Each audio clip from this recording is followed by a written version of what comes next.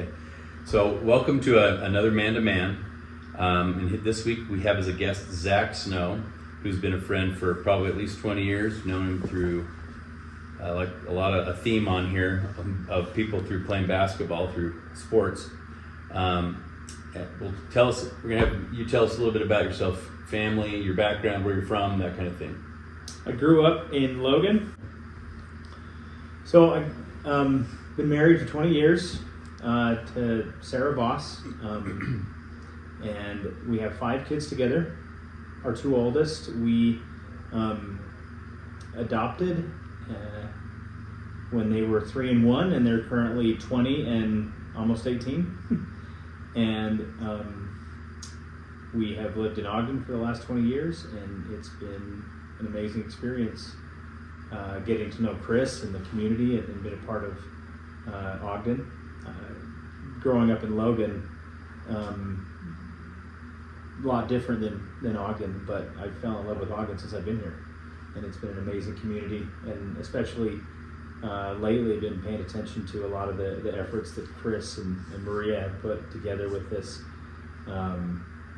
mental health education experience, and I've wanted to be a part of it, and I was grateful for the opportunity. I think that this experience has been being a father has been a tremendous experience and a humbling experience to be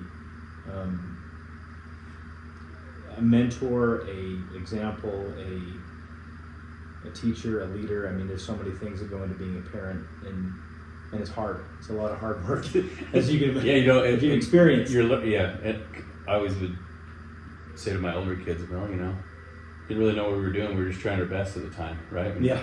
Probably the younger ones get the better parenting, yeah. because we might get a little bit better the older we get. But anyway, it's definitely not an easy thing that nobody can prepare you for or teach you for. How to. No. You just gotta learn as you go. Well, and growing up, I had my parents were divorced when I was 15, 16 years old, and I naturally evolved into kind of what I feel like is the helping professions. I think that I felt like very comfortable. I was always someone who loved to serve others, and whether it was physical labor or just being around to be someone to listen to, and so that actually what led me after. What do you think made you go be like that? Was it? You mentioned the reason I'm asking that is I was in the same situation. My parents got divorced probably when I was 14, 15. And I wasn't looking to help anybody, or I was just trying to figure out how to get going through, navigate life and feel safe. I think it was more trying to understand, what that experience was like for me.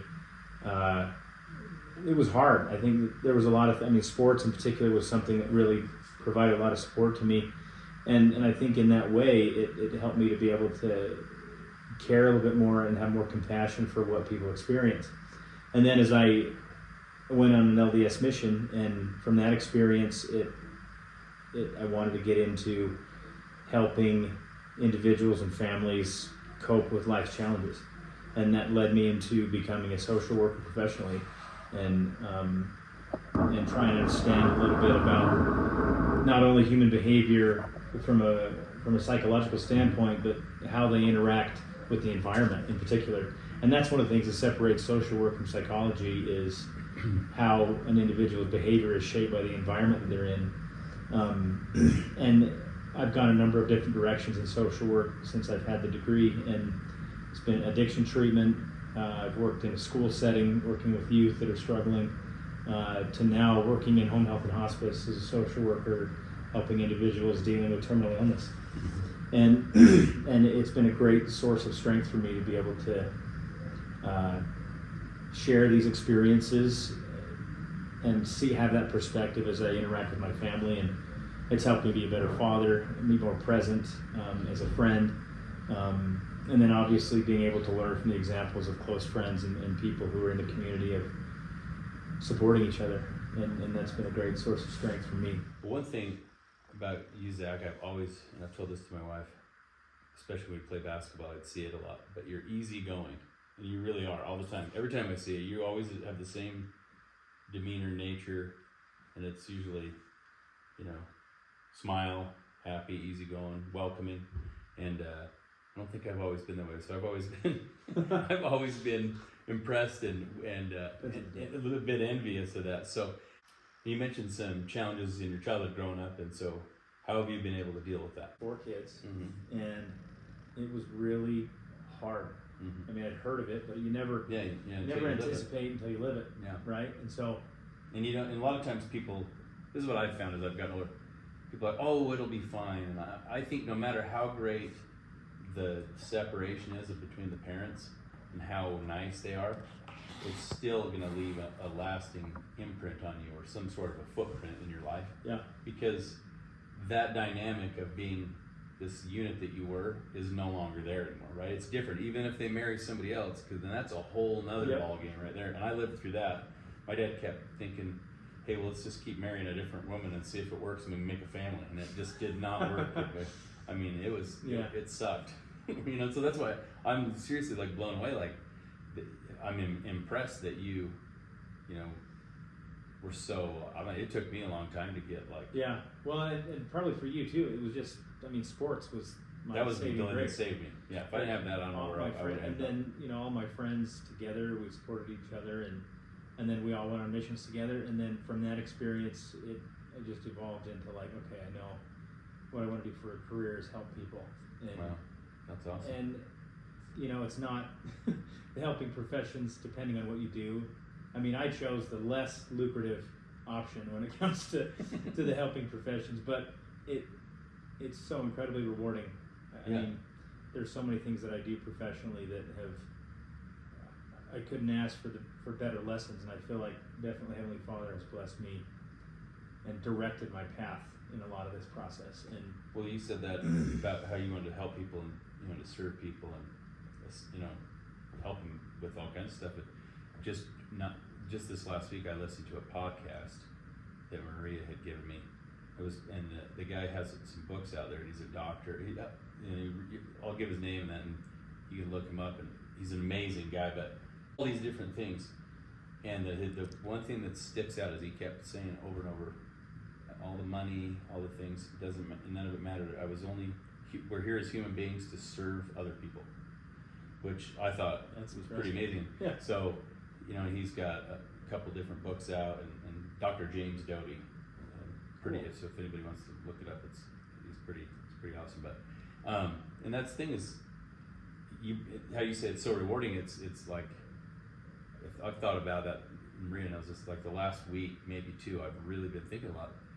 Because she'd always say, "What's your what do you want to do, or what's your passion in life?" And I'm like, I don't even know. I'm 53. A lot of different passions. Yeah, I don't know if I've ever found one. And it's never been any of the things I've done to make money. That's for sure. I mean, they're good and there's some fun parts. But yeah. It's what's rewarding. And I thought, well, I started thinking about experiences where you feel like you've helped somebody, and it's not just like giving them some money to go buy something. I'm just like literally help somebody, like. But whether it be emotionally or physically, like took the time to help somebody, and that's awesome, because that's the thing I think is big, is that's the most rewarding thing. Yeah, it's worth more than money. When you talk about it's not the most lucrative career, but you have a different motive behind it. You're not looking to. Yeah. It was never about the money. It was about the reward that you. So. There's a common theme on all these. We like to ask a few questions, the same questions to everybody. So one of them would be, what do you do to stay mentally strong?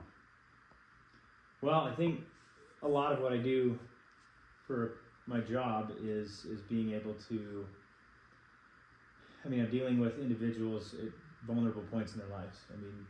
Families and individuals dealing with terminal illness. There's so much stress. There's so much worry.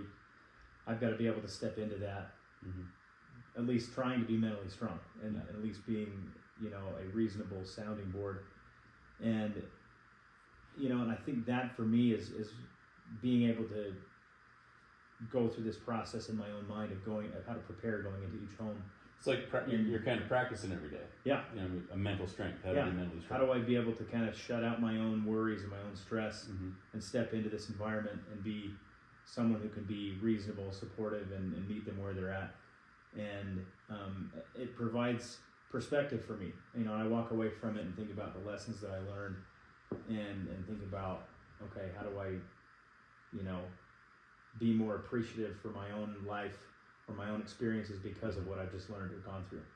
And and that's, I think, one of the greatest blessings you can have is continually figuring out how to learn from every situation that you're in. And to be honest, that I've always felt, without it coming across pridefully, like I feel like a lifelong learner.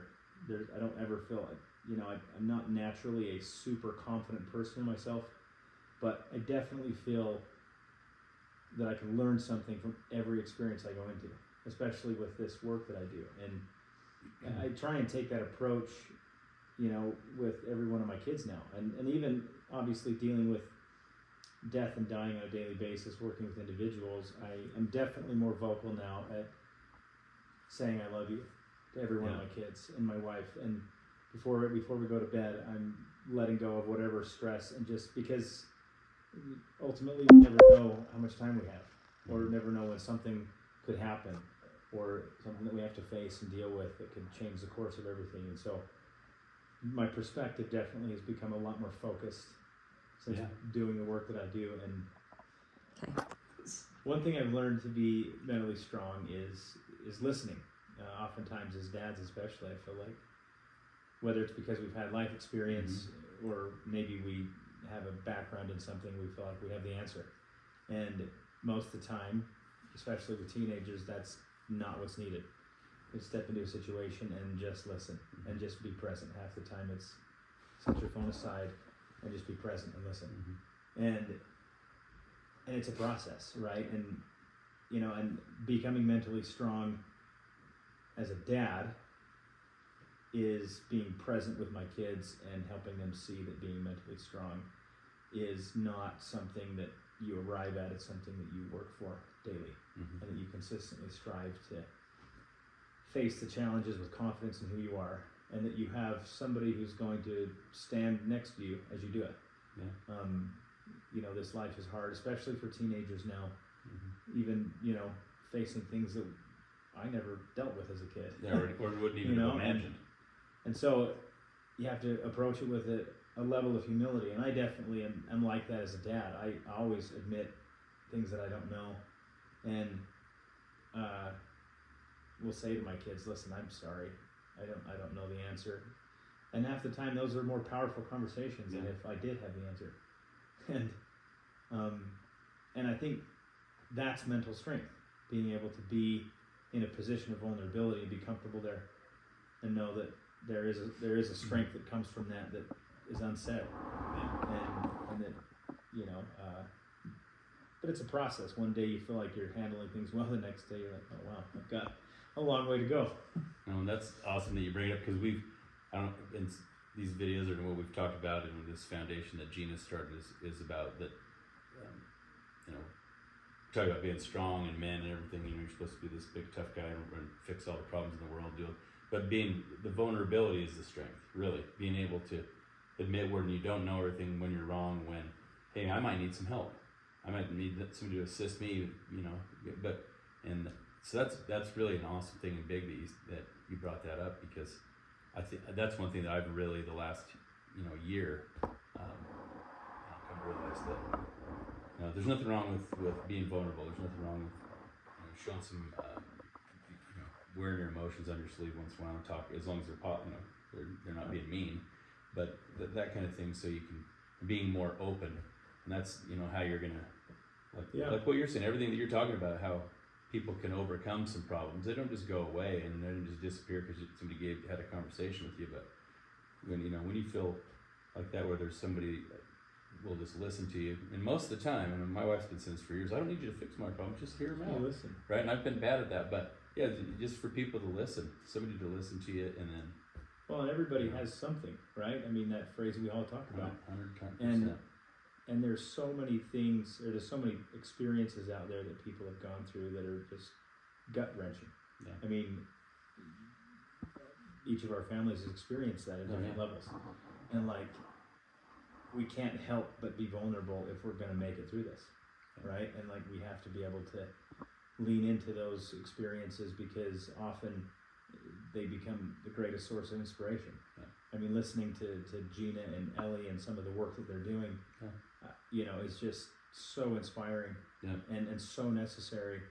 And there's been a lot there's really been a lot, obviously a situation that none of them had ever wanted to go through. None of us wanted it for them. Yeah. But the good that's come is the stuff we're talking about, where people have been able to reach out, and that people not only reach out but or accept help, and people also then, hey, maybe I should check in with somebody else once in a while. I have an ally. Hey, you know what? Maybe I'm not alone. Yeah, there's more. I'm not the only person that's got this problem or is thinking these same things, even if it's not even a problem. It's just having these same thoughts and just need somewhere to turn. All right. Well, Zach, thank you for what you've said today. A lot of great words. Things were helpful to me. A lot of things. Enjoyed talking with you as usual.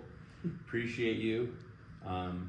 Grateful to call you a friend, and your family as well. And as you mentioned, and we talked about it a little bit before, for everybody to remember, is that vulnerability is strength. And grateful that you're here today. Yeah. Love you. Appreciate it. Thank you. Thanks for coming.